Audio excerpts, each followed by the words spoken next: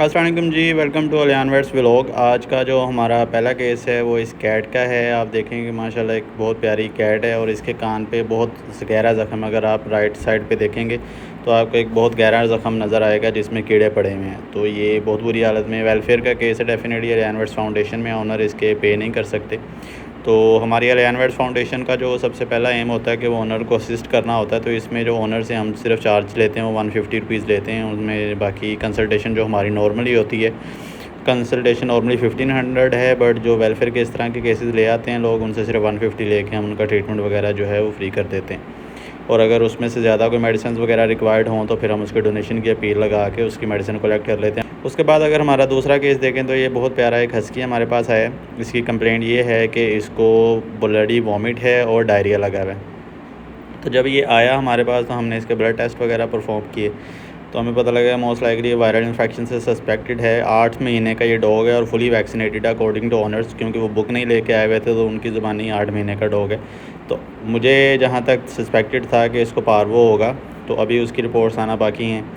तो ये है कि जो डॉग है वो साइंस पारो वाले शो कर रहा है। तो कुछ लोगों की क्या सवाल होता है कि जी 8 महीने का डॉग फुली वैक्सीनेटेड, तो क्या इसको पार्वो हो सकती है?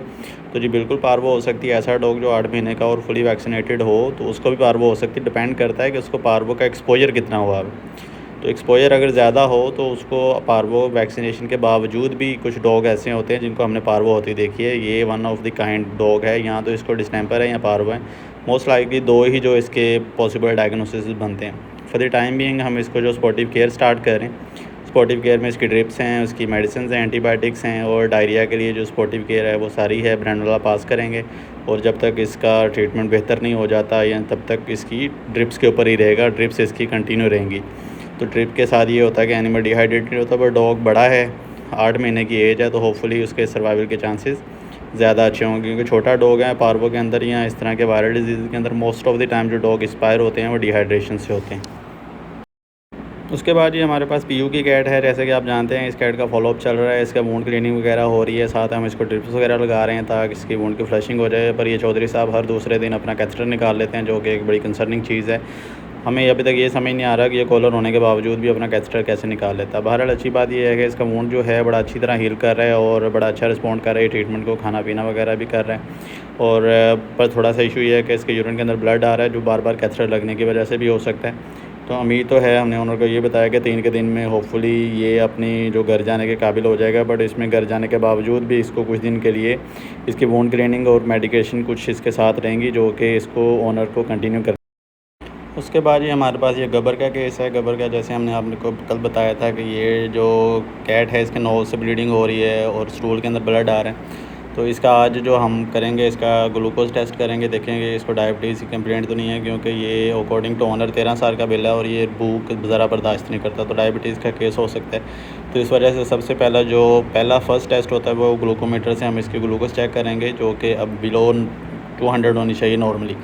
तो अभी अगर इसकी 200 से ऊपर आती है तो डैट मीन्स कि ये पार उसके लिए सस्पेक्टेड है ग्लूकोज के लिए, डायबिटीज़ के लिए। अगर नहीं आती तो हमें फिर इसका फ़र्दर डायग्नोस्टिक्स जो हैं वो करने पड़ सकते हैं। बट अल्लाह खैर करे, दुआ करें कि इसकी जो शुगर है वो इतनी हाई ना आए, क्योंकि अगर हो जाए तो एक लाइफ लॉन्ग एनिमल एक कंडीशन होती है डायबिटीज़, उसमें आपको लाइफ लॉन्ग एनिमल को इंसुलिन वगैरह देनी पड़ती है।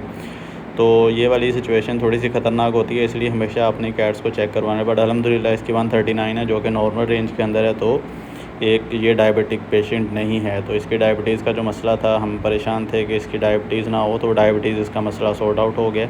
बाकी जो इसके कंडीशंस हैं वो साथ साथ इसकी रिपोर्ट्स के साथ साथ उनकी ट्रीटमेंट होता रहेगा उनका, और उसके अकॉर्डिंगली बेहतर हो जाएगा। बट ये कैट जो होती है, इस तरह की कैट को जो 13 साल की बिल्लियाँ होती हैं, उनको आपको रूटीन के अंदर इनके ब्लड टेस्ट वगैरह और ये सारी ट्रीटमेंट वगैरह करवानी पड़ती है, क्योंकि इसमें किसी भी तरह के इन्फेक्शन होने के चांसेस नॉर्मल कैट से ज़्यादा होते हैं। तो इसलिए आपको प्रोफाइल्स बार बार करवानी पड़ती हैं, ड्रिप्स वगैरह लगानी पड़ती हैं, ताकि इसके ऑर्गन्स वगैरह जो हैं वो साफ़ रहें, बॉडी में किसी तरह के जो टॉक्सिन्स वगैरह हैं वो एक्यूमुलेट ना हो जाएँ। उसके बाद ये हमारे पास एक इंटरेस्टिंग कैट है। इसका वेट करके अब आज ही इसको बेहोश करेंगे। उसके बाद इसकी डेंटल स्केलिंग जो है वो परफॉर्म की जाएगी। डेंटल स्केलिंग का प्रोसीजर होता है जिसके अंदर दांत साफ़ किए जाते हैं उसके स्केलर, अल्ट्रासोनिक स्केलर के साथ। कुछ लोग कहते हैं जी हम कैट अपनी ग्रूमिंग के लिए लेके आ रहे हैं तो काइंडली इसके दांत भी साफ़ कर दें। तो इस तरह नहीं होता। कैट्स को जिनके ब्रश वगैरह से साफ़ करने हैं तो उनके कुछ आपको ट्रेनिंग करनी पड़ती है, उसको ब्रश तो यूज़ टू करना पड़ता है। बट कुछ जो कैट जो यूज़ टू नहीं होती हैं उनके डेंटल हेल्थ के लिए आपको डेंटल स्केलिंग करवानी पड़ती है, जो कि प्रॉपर उसको बेहोश करके की जाती है। नॉर्मल होश के अंदर कैट जो है वो स्केलिंग नहीं करवाती हैं। तो स्केलिंग एक बहुत अच्छा प्रोसीजर होता है जिससे ओरल हेल्थ एनिमल की अच्छी रहती है। आपको हर साल में कम से कम 2 बार कैट की डेंटल हेल्थ के मुताबिक स्केलिंग करवानी चाहिए। अगर तो डेंटल हेल्थ ठीक है तो आपको स्केलिंग करवाने की ज़रूरत नहीं है। मोस्टली वो कैट जो होममेड डाइट के ऊपर होती हैं या सॉफ्ट डाइट के ऊपर होती हैं उनको डेंटल स्केलिंग की काफ़ी ज़रूरत पड़ती है, क्योंकि उनके जो दांत हैं वो ख़राब हो जाते हैं। पर जो कैट ड्राई फूड खाती हैं, बिस्किट वगैरह खाती हैं, उनकी डेंटल एक्टिविटी ज़्यादा रहती है, तो उस तरह की कैट को जो है डेंटल स्केलिंग की इतनी ज़्यादा ज़रूरत फ्रीक्वेंटली नहीं पड़ती है। बट फिर भी एज के साथ साथ दांतों की जो वियर एंड टियर होती है उसको आपको साथ साथ उसकी जो मेंटेनेंस है वो करनी पड़ती है, ताकि उसकी जो ओरल हेल्थ है वो अच्छी रहे। अदरवाइज़ जो जितने भी बीमारियां हैं या जितने भी इन्फेक्शन है वो most of the time oral से ही स्टार्ट होते हैं। मुंह के अंदर अगर किसी तरह का इन्फेक्शन होगा या कोई भी बीमारी फैलती है तो मुंह के ज़रिए से ही सबसे पहले अंदर आती है। तो अगर मुंह में ही इन्फेक्शन चल रहा होता है तो डेफिनेटली बॉडी के अंदर भी इन्फेक्शन चल रहे हैं। तो ओरल हेल्थ जो है एक इंपॉर्टेंट एस्पेक्ट है, स्पेशली डेंटल स्केलिंग जो है कैट की आपको रेगुलरली करवानी चाहिए। उसके बाद ये हमारे पास ये छोटा सा किटन है, अभी न्यू बॉर्न है और इसके ऊपर मेजर ज़ख़म है। मोस्ट लाइकली ये ज़ख़म जो हैं इसको किसी फ़ाइट की वजह से हो सकते हैं, या कैट जो दूसरी है वो सम टाइम अटैक करती हैं, उसकी वजह से भी इनके ज़ख़म हो जाते हैं। पर इतना छोटा किटन हो और इस तरह के मसले हो जाएँ तो बहुत परेशानी की बात हो जाती है। अब इसका देखें यहाँ टेम्परेचर भी सब नॉर्मल है और वो अच्छी बात नहीं है। उसके बाद हमारे पास एक केस है एक्सरेस का, ये रेफ़र हो गया है, इसकी टांग बेसिकली नीचे नहीं लगा आ रहा है, तो इसके लिए हम इसका एक्सरे करेंगे, देखेंगे कि उसके अंदर क्या सिचुएशन निकलती है। तो इसके एक्सरेज़ के अंदर जो है एक बड़ा क्लियर कट जो है फ्रैक्चर है, इसकी जो टांग है वो बिल्कुल टूट चुकी हुई है। तो इस तरह की जो कैट होती हैं हाइंड लेग के अंदर प्लास्टर नहीं होता, इस तरह के एंड को या तो आप वैसे छोड़ के इसकी हीलिंग करवा सकते हैं इसको कैल्शियम थेरेपी वगैरह पे, अदरवाइज़ नहीं तो आपको इसकी जो ऑर्थोपेडिक सर्जरी है पिनिंग करवानी पड़ती है, क्योंकि कैट्स के अंदर जो बोन है अदरवाइज़ आप वैसे छोड़ देंगे तो बोन किसी भी एंगल पे जुड़ जाएगी, बट पिनिंग करवाएंगे तो कम से कम राइट एंगल पे जो उसकी बोन जुड़ेगी, जो कि उसके लिए एक अच्छा होगा, लाइफ लॉन्ग उसकी कोई इमोबिलिटी उसके अंदर नहीं पाई जाएगी।